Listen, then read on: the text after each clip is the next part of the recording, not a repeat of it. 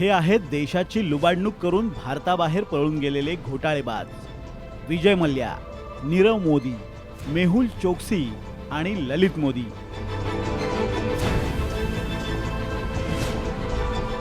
यातल्या प्रत्येकानं आपल्या कायद्याचा अवमान केलाय।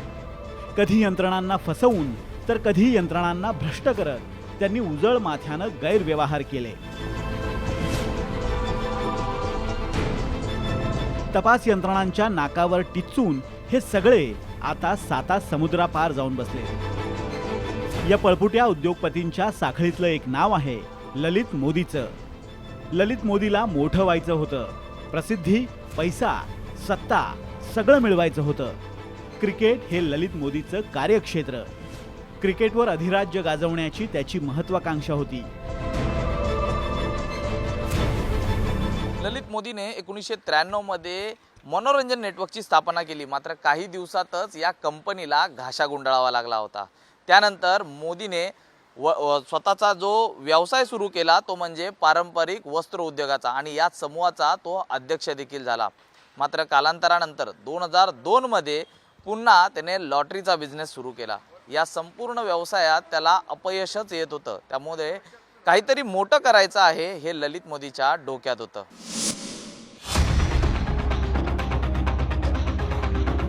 ललित मोदीचं शिक्षण फार झालेलं नव्हतं, पण एक अंगभूत चतुराई त्याच्याकडे निश्चितच होती। या चतुराईचा वापर करत तो क्रिकेट व्यवस्थापनात वर चढत गेला। ललित मोदी BCCIचा उपाध्यक्ष असण्यापूर्वी तो राजस्थान क्रिकेट बोर्डाचा अध्यक्ष होता। मागील अनेक दिवसांपासून त्यावेळी त्याच्या डोक्यात क्रिकेटची एक लीग जी फुटबॉलप्रमाणे मुंबईत किंवा भारतात कार्यरत व्हावी अशी त्याची इच्छा होती। या संपूर्ण मागे एकीकडे मनोरंजन देखील होईल, गेम ही फास्ट होईल, त्याचबरोबर आर्थिक नफाही मोठ्या प्रमाणात होईल। मात्र ही संकल्पना मैदानात उतरवण्यासाठी ललित मोदीला BCCI मध्ये प्रवेश मिळणं गरजेचं होतं। क्रिकेट म्हणजे पैसा। IPL मध्ये तर पैशांची बरसात होते। या IPL मध्ये बोली लावण्यापासून ते जाहिरातीपर्यंत सगळ्याच गोष्टीत गैरव्यवहार झालाय हे BCCIच्या लक्षात आलं। BCCIनं ललित मोदीवर 4 अब्ज 68 कोटीचा गैरव्यवहार केल्याचा आरोप ठेवला। IPL कमिशनर असं बिरुद मिरवणाऱ्या ललित मोदीला अखेर पदावरून पाय उतार व्हावं लागलं। आता अटक अटळ आहे हे लक्षात येताच ललित मोदी फरार झाला, तो थेट इंग्लंडला। तसं बघायला गेलं तर भारतीय क्रिकेटमध्ये म्हणजे पैसा जो आणला तो जगमोहन दालमिया यांनी आणला, म्हणजे त्याला आर्थिक सुबत्ता त्यांनी आणली। त्यानंतर IPLच्या निमित्ताने जर बघायला गेलं तर ललित मोदीने याच्यामध्ये हे एक संपूर्ण स्वरूप बदललं, पैशाचा एक वेगळा स्रोत आणला। आता एक तुम्हाला फक्त उदाहरण सांगतो मी, गेली IPL म्हणजे कोरोना सुरू झाला आणि त्यावेळी जी आपली IPL होणार होती ती IPL झाली नाही तर आपल्याला 4000 कोटीचा फटका बसू शकेल असं अध्यक्ष सौरव गांगुली यांनी म्हटलं होतं। 4000 कोटी म्हणजे 4वर किती शून्य हे मोजताना आपली दमछाक होईल। म्हणजे एवढा पैसा ह्या IPLमध्ये आहे, इतकी उलाढाल होते। तेवढंच ते नाही की या ललित मोदींनी IPL सुरू करण्यामध्ये एक उद्योगपती आणले, त्यानंतर त्यांनी बॉलिवूड स्टार त्यांचे मालक काही संघ मालक बनवले।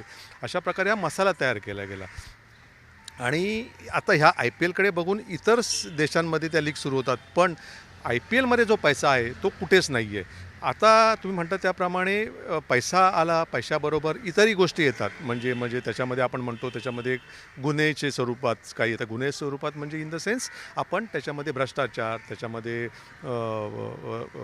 हे बेटिंग होणं म्हणतात, त्यानंतर स्पॉट्स फिक्सिंग होतं। स्पॉट्स फिक्सिंगची आपण प्रकरणं बघितलेली आहेत। 3 खेळाडू दोषी ठरले होते, त्यानंतर आता ते सुट्टे आहेत, ते गोष्ट वेगळी, पण त्यानंतर सट्टेबाजीसुद्धा होते।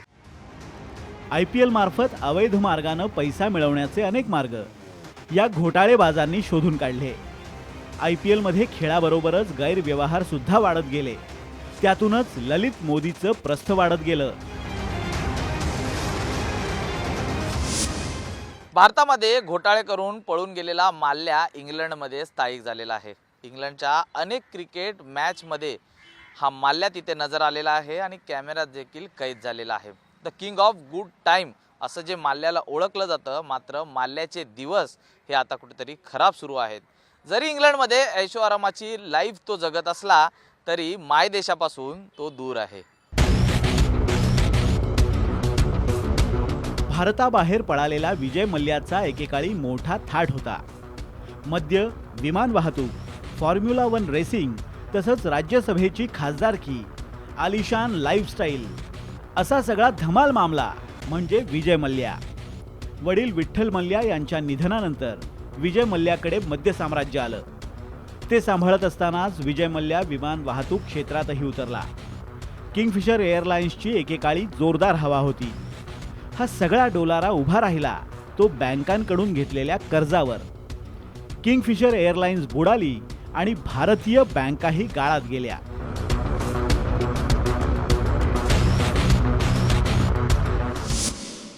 मल्ल्याचं पलायन ज्या कालखंडात झालं त्या कालखंडात सुषमा स्वराज ह्या एक्सटर्नल अफेअर्स मिनिस्टर होत्या आणि दोन पासपोर्ट घेऊन म्हणजे भारतीय पासपोर्ट आणि ब्रिटिश पासपोर्ट घेऊन विजय मल्ल्या वावरत होता आणि तो आरामात राज्यसभेचा सभासद असताना सुद्धा लंडनला जाऊ शकला आणि तेव्हापासून तो आजपर्यंत या देशात येत नाही आहे.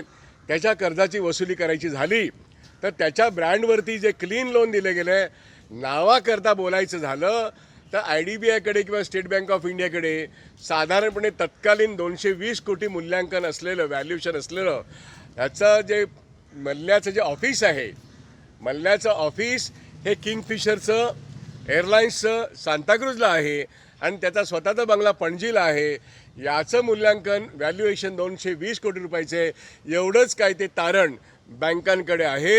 याच्यापेक्षा जास्त काही तारण मल्ल्याने दिलेलं नाही आहे आणि बँकर्सनी त्याची पर्सनल गॅरंटी किंवा त्याच्या कॉर्पोरेट हाऊस म्हणजे युनायटेड ब्रेवरीजची गॅरंटी किंवा युनायटेड स्पिरिट्सच्या बाबतीमध्ये कोणताही व्यवहार केलेला नसल्यामुळे ते क्लीन लोन आहे असं म्हणता येईल. त्यामुळे मल्ल्याने बँकर्सना फसवलं हो ते तर फसवलंच पण बँकर आणि मल्ल्या दोघांनी मिळून IDB bank, United bank, state bank आणि देशाच्या संपत्तीला लुटलेलं आहे असं म्हणणं जास्त योग्य होईल. विजय मल्ल्या म्हणजे छान छोकी आणि चंगळवाद यांचं उत्तम मिश्रण. सतत प्रसिद्धीच्या झोतात असलेल्या मल्ल्यानं बँकेतील वरिष्ठांच्या संगनमतानं हजारो कोटींचं कर्ज बुडवलं. हे पळपुटे उद्योगपती म्हणजे आपल्या देशाला लागलेली कीड. बँका आणि रिझर्व्ह बँकेतल्या भ्रष्ट अधिकाऱ्यांशी संगनमत करत त्यांनी अगोदर कर्ज उकळली आणि मग ती बुडवली. गैरव्यवहार केले. या घोटाळेबाज उद्योगपतींनी आपल्या व्यवस्थेला मोठं भगदाड पाडलं. यातून नुकसान झालं ते सर्वसामान्य ठेवीदारांचं आणि देशातल्या सर्वसामान्य माणसाचं.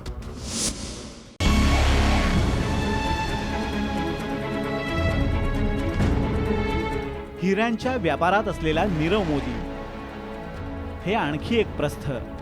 फसवेगिरीत अव्वल असलेलं. आता तर त्याचे हिरेही खोटे असल्याचं समोर आलंय. पण त्यानं केलेली बँकांची फसवणूक मात्र खरी होती.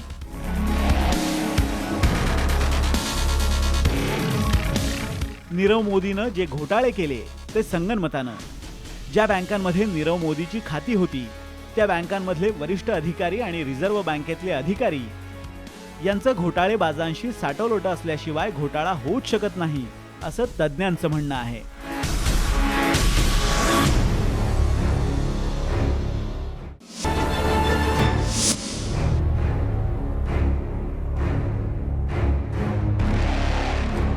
देशाची फसवणूक करणाऱ्यांमध्ये एक महत्त्वाचं नाव आहे ते मेहुल चोक्सीचं.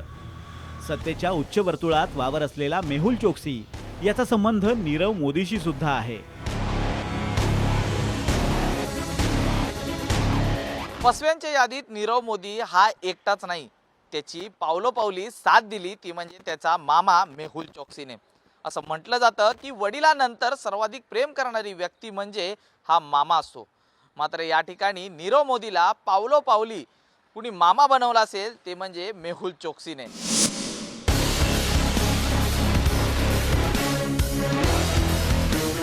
बँकांना फसवणारा मेहुल चोक्सी भारताला हवा आहे पण त्याला देशाबाहेर पळून जाण्यास मदत कुणी केली हाच खरा प्रश्न आहे. मेहुल चोक्सी देशाबाहेर पळाला तो परत न येण्यासाठीच. आणि आता येत आहेत त्याच्या फक्त बातम्या. कधी तो अमेरिकेत असल्याचं कळतं तर कधी अँटिग्वामध्ये. तर कधी तो रिपब्लिक ऑफ डॉमिनिकाच्या तुरुंगात असल्याचं म्हटलं जातं. कधी त्याच्या कथित गर्लफ्रेंडचं प्रकरणही समोर येतं. मेहुल चोक्सी गायब झाला, मेहुल चोक्सीचं अपहरण झालं, अशा बातम्या वाऱ्यासारख्या सर्वत्र पसरल्या. मात्र दुसऱ्याच दिवशी मेहुल चोक्सीला अटक झाली.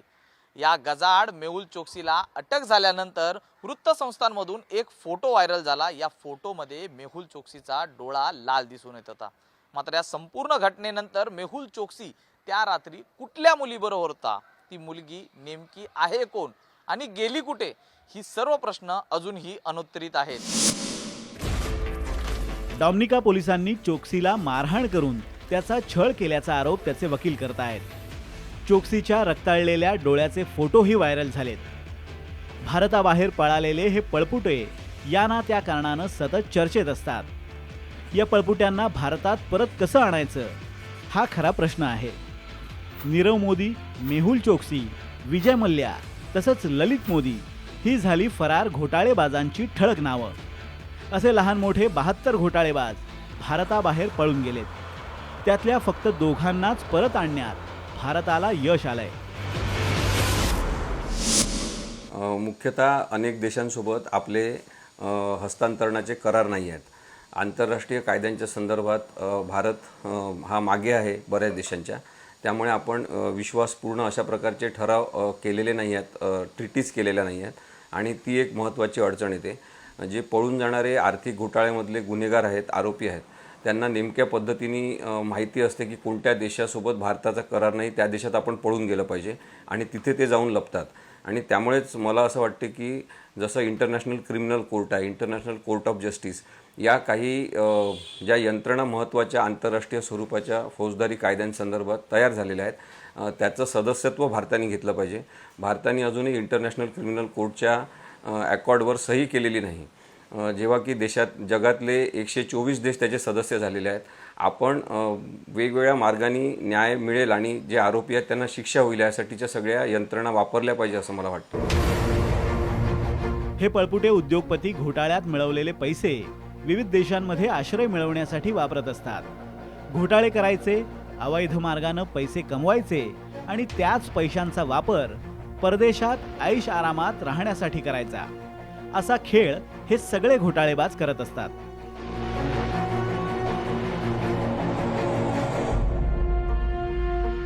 आर्थिक कारण पण याच्या मागचं मोठं असतो आणि आर्थिक घोटाळा करणारे लोक देशांना थेट पैसे देत असतात, हे सुद्धा वास्तव आहे. म्हणजे आपण हे समजून घेतलं पाहिजे की अमेरिकेसारखा देशसुद्धा आता ग्रीन कार्ड घ्यायचं असेल तर 4 कोटी आमच्या देशामध्ये तुम्ही गुंतवा, आमच्या देशातल्या कंपनीमध्ये आम्ही तुम्हाला ग्रीन कार्ड देतो, अशी जेव्हा योजना काढतात, याचाच अर्थ गुन्हेगारसुद्धा अशाच प्रकारच्या काही योजनांचा फायदा डायरेक्ट पैशांचे डीलिंग करून आपल्यासाठी संरक्षण मिळवण्यासाठी करू शकतात. या घोटाळेबाजांना परत भारतात आणणार असल्याच्या घोषणा सरकारतर्फे वारंवार केल्या जातात. पण त्यांना भारतात परत आणणं शक्य होत नाही, कारण या घोटाळेबाजांना संरक्षण देणारी सुसज्ज यंत्रणा उभी राहिली आहे. आपल्या बँकिंग व्यवस्थेवर नियंत्रण असतं ते रिझर्व्ह बँकेचं. या घोटाळेबाजांनी केलेल्या घोटाळ्यांची व्याप्ती विविध देशांमध्ये पसरली आहे. असा मोठा व्यापक घोटाळा बँका, रिझर्व्ह बँक आणि सरकारमधील उच्चपदस्थ सामील असल्याशिवाय होणं शक्य नाही, असंही बँकिंग क्षेत्रातील तज्ज्ञांचं म्हणणं आहे. पंजाब नॅशनल बँकेमध्ये 11,500 कोटींच्या या घोटाळ्याने बँकिंग क्षेत्राचीच नाही तर देशाची झोप उडाली होती. विजय मल्ल्याने मात्र बँकांनाच गंडवलं होतं. मात्र दुसरीकडे डायमंड किंग नीरव मोदीने लेटर फॉर अंडरटेकिंगचा कसा उपयोग केला याची कल्पना, या घोटाळ्याची कल्पना बँकांना सुद्धा कळाली नाही. त्यामुळेच आम्ही या संपूर्ण घोटाळा कसा झाला याची तज्ज्ञांकडून संपूर्ण मॉडेस ऑपरेंडी ही समजून घेतली.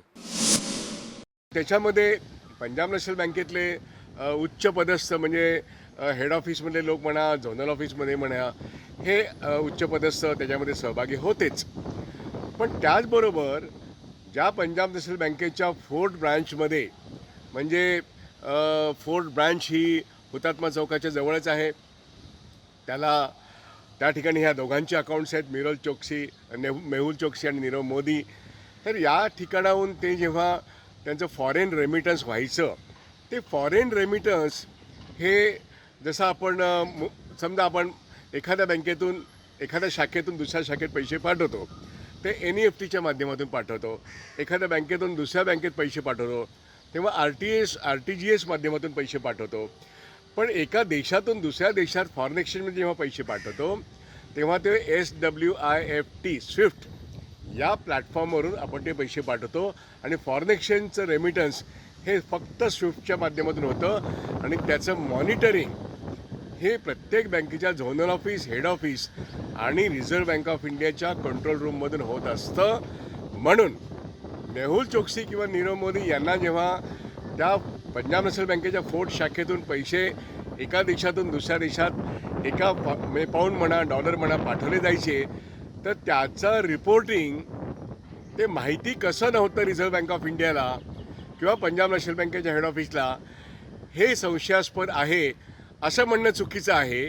कारण या ठिकाणी रिझर्व्ह बँक ऑफ इंडियातले मोठे अधिकारी, पंजाब नॅशनल बँकेतले हेड ऑफिसमधले आणि झोनल ऑफिसमधले मोठे अधिकारी आणि ब्रांच लेवलचे अधिकारी यांची हातमोडणी झाल्याशिवाय ही गोष्ट अशक्य आहे.